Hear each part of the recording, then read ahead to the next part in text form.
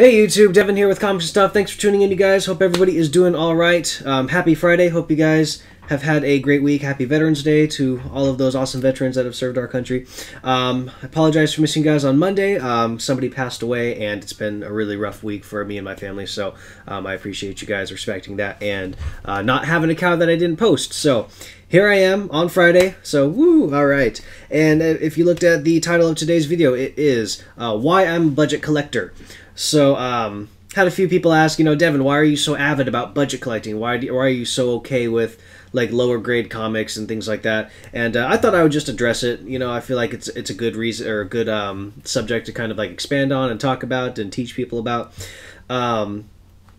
Really, though, there's a few reasons why I'm a budget collector. One is grades to me are, it's kind of like, they're arbitrary. They're all based off of somebody's opinions, and yes, there are professional graders who work at CGC and CBCS and PGX, and that's why we get comics graded. When you get a comic book graded, obviously it gets a number grade from a bias or from an unbiased third party, and that number grade kind of helps establish like a monetary value, or like a set monetary value for that book, or an objective market value, whatever you want to call it.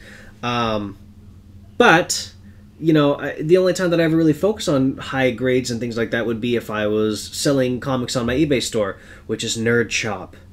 Nerd Shop. Anyways, but if I'm not selling comics on my eBay store, when it comes to budget collecting, I'm not always so concerned about 9.8s or 9.9s or 10.0s or whatever. I think they're all kind of a little overrated just because the prices can get so unbelievably crazy. If you were to have like a Hulk 181 at a 9.8, that's like $3,000, and if you get one that's I want to say maybe a 3.0, you could get that for infinitely cheaper and still have like a nice looking book. So that's kind of my thing. I guess a couple other things are sometimes grading.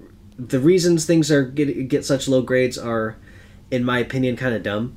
I have a couple good examples here. You'll get pictures in the corners, but I have my Action Comics 242 and my Mystery in Space number 8. So, they're both graded at a 1.8 from CBCS, and, people will see them, they're like, oh my god, those are terrible grades, those are awful. And I guess I'm more focused on why they got that grade as opposed to the fact that they are that grade. My Action Comics 242, before I sent it off for grading, to be completely fair and honest, I read the entire thing.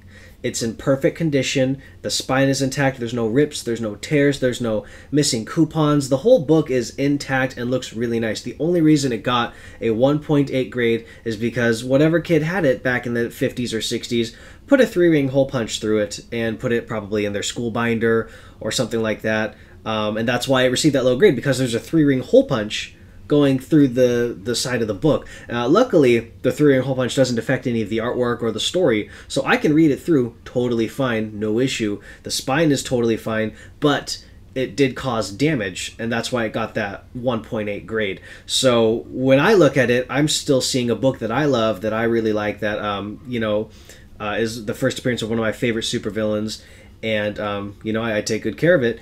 It just has that one defect that I guess in comic grading standard gave it a low grade, and that doesn't really bother me. Same thing with my Mystery in Space number 8. You guys know that I really love to collect old school 1950s, 60s sci-fi. So this is a golden age sci-fi from 52, just before 54 when the Silver Age started. Last Knights of the Galaxy. It's a beautiful cover. The entire book is in, immaculate condition. The colors on the cover are bright, they're vibrant, it's a beautiful cover. But the cover is almost entirely detached, except for maybe one half, or maybe like 1/2 inch. But because of that, it got that 1.8 grade. And to me, I feel like taking a comic book, looking at it for what it is, it's such a nice book, it's in such nice condition, and to turn it away just because of that one defect and then it getting a low grade for it, I think would be lame of you as a collector. You okay, bud? Yeah. I got EJ hanging out with me in the room. Say hi. Anyhow, but yeah, you know, so I really like books like this. I think they show a lot of character. I think that I keep these couple books here to remind me that I collect comic books because I love them, not because I see them as monetary instruments.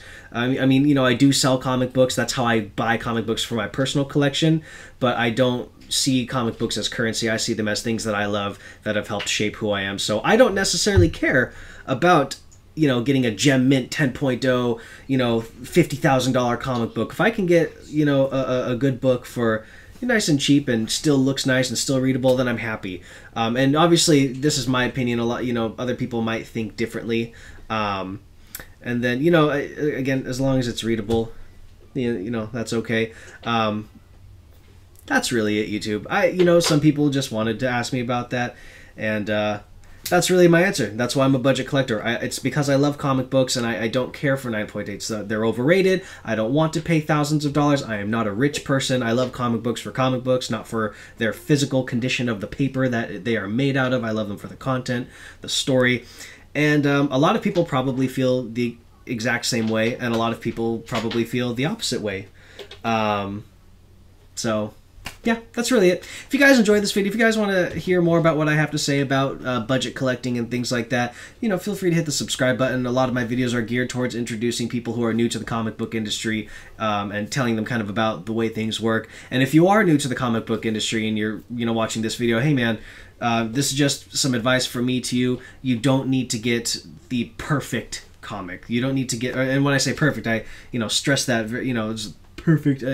There's no such thing. There, you know, get a 10.0 gem mint or a 7.0. To you, really, it doesn't look any different, feel any different. It just might create a difference in dollar value from a dealer.